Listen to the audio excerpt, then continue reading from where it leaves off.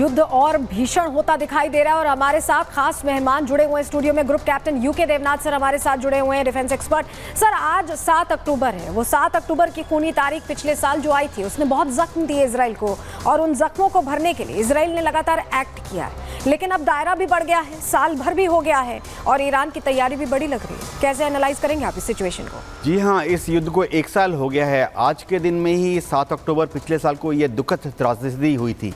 दिल दहलाने वाले दृश्य हम टेलीविज़न पे देख रहे थे। बहुत ही हृदय विदारक दृश्य थे। इजराइल में एक तबका, एक ग्रुप ऐसा भी है जो कि चाहता है कि इजराइल की सरकार आज एटलीस्ट सिंबॉलिक तरीके पर ईरान पर एक हमला करे। इस हमले की युद्ध के 1 साल गुजरने पर शायद ऐसा ना हो, क्योंकि आज की तारीख के इम्पोर्टेंस को देखते हुए ईरान के जो एयर डिफेंस कमांडर हैं उन्होंने अपनी जितनी एयर डिफेंस सर्विलेंस रेडार है, मिसाइल गाइडेंस रेडार्स हैं और सबसे बड़ी बात है सरफेस टू एयर मिसाइल्स हैं, उनको फुल्ली अलर्ट मोड पे रखा हुआ है। तो अगर आप फौजी तौर पर देखें, एयरफोर्स तौर पर देखें, तो इजराइल के जो एयर कमांडर हैं वो आज अपने जहाज़ों को, चाहे वो F-35 हो या F-16 हो, उनको ईरान की तरफ शायद ना भेजें। कहते हैं कि युद्ध में आप तभी हमला कीजिए जब दुश्मन उसको अपेक्षा ना कर रहा हो। आज ईरान एक हमले की अपेक्षा कर रहा है और तैयार बैठा है। ऐसे में शायद आज इजराइल की एयरफोर्स ईरान पर हमला ना करे। जी अच्छा, इजराइल की तरफ से आप स्ट्रेटेजी बता रहे हैं कि शायद इजराइल अभी हमला ना करे क्योंकि ईरान तैयार है। आप ये बताइए, जैसे कि खामेनी की तरफ से उस दिन संबोधन हो रहा था, यूके देवनाथ जी आप भी बैठे हुए थे साथ में, चर्चा हम लोग कर रहे थे, ईरान की आगे क्या स्ट्रेटेजी हो सकती है? और अब आप कह रहे हैं क्योंकि ईरान जो है वो तैयार है, तो इजराइल की इसको लेकर के क्या स्ट्रेटेजी हो सकती है? जी हाँ, जब ईरान ने मिसाइल हमला किया इजराइल के ऊपर पिछले हफ्ते, उन्होंने एक बहुत नपा-तुला बयान दिया कि हमने बदला ले लिया है। उसका मतलब है कि अब हम कुछ नहीं करेंगे जब तक कि इजराइल कुछ नहीं करता। इजराइल को कुछ तो करना पड़ेगा, क्योंकि नेतन्याहू का पॉलिटिकल कैरियर दांव पर लगा हुआ है। नेतन्याहू चाहते हैं कि जब 2025 में इलेक्शन हो तो उस इलेक्शन में उनकी लिकुड पार्टी नेसेट में पूरी तरह से बहुमत लेकर पावर में आए। समझना पड़ेगा कि आज की तारीख में उनका एक अल्पमत का सरकार है। तो ईरान जानता है कि इजराइल हमला करेगा, इसलिए ईरान ने बहुत खतरनाक धमकी दी हुई है सारे वर्ल्ड कम्युनिटी को। ईरान ने ये कह दिया है कि अगर उसके ऊपर इजराइल ने अब आज कल परसों हमला किया तो ईरान पर्शियन गल्फ को चोक कर देगा, स्ट्रेट ऑफ हॉर्मुज को बंद कर देगा। जो गल्फ ऑफ ओमान है वहाँ पर जितने भी कच्चा तेल लेके जहाज जा रहे हैं उनको डुबा देगा, ज़मीन से ज़मीन पे मार करने वाली मिसाइलों से, जैसा कि हुती विद्रोही पिछले 1 साल से लाल सागर में कर रहे हैं। अगर ऐसा होता है तो ये याद रखना पड़ेगा, जितना कच्चा तेल ईरान को भूल जाइए, लेकिन जितना कच्चा तेल एक्सपोर्ट होता है इराक से, कुवैत से, अबू धाबी से, यूएई से, कतार से, वो भी बंद हो जाएगा। आप बता रहे हैं कि वो पर्शियन गल्फ को चोक करने की बात कर रहे हैं। जरा आपसे ये भी समझना चाहेंगे, अभी हमने देखा कि पजेशियन जो है कतर गए। कतर किस लिए गए? क्या अमेरिका से थोड़ा लूजन अप करने की वो कोशिश करना चाह रहे हैं? क्या वो चाह रहे हैं कि थोड़ा अमेरिका डाउन करे?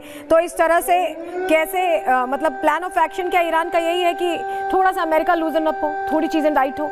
इसमें कोई शक नहीं है कि कतर जो है इस युद्ध में बहुत अच्छा रोल अदा कर रहा है मध्यस्थता करने के लिए। कतर में अमेरिका का बहुत इन्फ्लुएंस है, बहुत बड़ा एयर बेस है, बहुत बड़ा नेवल बेस है, और कतर बहुत कोशिश कर रहा है कि उभय पक्ष, यानी एक तरफ तो हमास, हिजबुल्लाह, हुती ईरान के साथ जो लड़ रहे हैं वो, और दूसरी तरफ इजराइल और अमेरिका बातचीत के टेबल पर बात करें। छोटा सा लेकिन बहुत महत्वपूर्ण चीज जो अटका हुआ है कि कैसे 100 के आसपास जो बंधक इजराइल के हमास के कब्जे में हैं उनको छुड़ाया जाए। अगर देखिए पेजेश्किन मॉडरेट हैं, बहुत ज़्यादा युद्ध करने में विश्वास नहीं रखते। उन्होंने IRG को भी कंट्रोल में कर लिया है और कुछ हद तक खुमैनी को भी बता दिया है कि ज़्यादा शायद रक्तपात करना उचित नहीं होगा। मेरे ख्याल से क्योंकि वो दार्शनिक है, पढ़े लिखे हैं, उन्होंने दुनिया देखी है, यूरोप में पढ़ाई लिखाई की है, वो शायद इस तरह से बात करेंगे कि अगर इजराइल काबू में आता है तो हमास इन बंधकों को छोड़ देगा, जो कि मेरे ख्याल से इस युद्ध को बंद करने की पहली कदम होगी। लेकिन ऐसा फिलहाल होता दिखाई नहीं दे रहा है। वो कतर से लौट भी आए हैं, लेकिन कतर ने अभी कोई पहल नहीं की है बातचीत की। और लगातार इस बड़ी खबर पर हम बने हुए हैं। वॉर जोन से हर अपडेट सबसे पहले रिपब्लिक भारत पर आपको दे रहे हैं। फिलहाल रुक रहे बहुत छोटे से ब्रेक ले, जल्द लौटते हैं। आप बने रहिए रिपब्लिक भारत के साथ।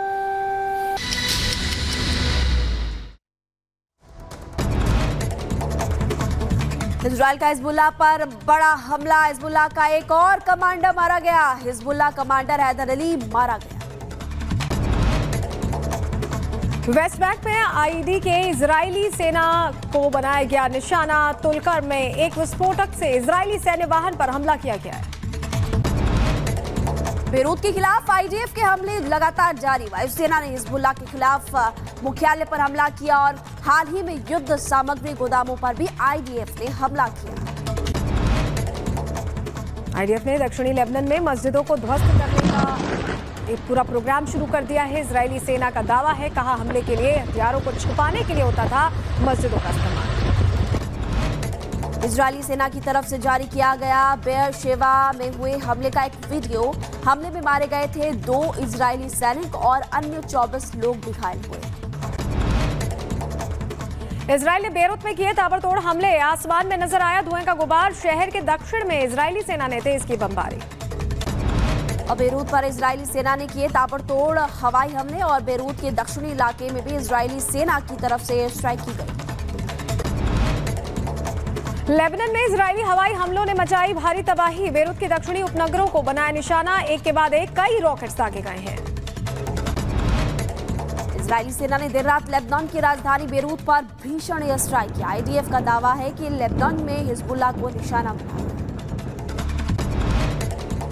जवाबी कार्रवाई में हिजबुल्लाह ने इजरायल के हाइफा शहर में दागे कई रॉकेट्स। 15 से ज्यादा रॉकेट्स दागे गए हैं। कई रॉकेट आयरन डोम ने नष्ट किए। हाइफा में सुनी गई सायरन की आवाज और धमाके। इजरायली सेना की तरफ से दिया गया बयान। गाजा में युद्ध शुरू होने के बाद से सीमा पर जारी है गोलीबारी। तेल अवीव में सुनी गई सायरन की आवाजें। यमन से आ रहे ड्रोन को इजरायली सेना ने रोकने का किया प्रयास। देर रात उत्तरी इजराइल में रॉकेट और मिसाइल हमले के सायरन बज रहे हैं और हाइफा शहर में भी रॉकेट से प्रभावित इलाकों में मलबा हटाने का काम लगातार किया जा रहा है। पाकिस्तान के कराची एयरपोर्ट के पास धमाका हुआ है। धमाके में 2 लोगों की मौत की खबर है। 11 लोग घायल हुए हैं। धमाके के बाद इलाके में उठा धुएं का गुबार। कराची एयरपोर्ट पर हमले के बाद का वीडियो भी सामने आया और घायलों को इलाज के जरिए अस्पताल में पहुंचा।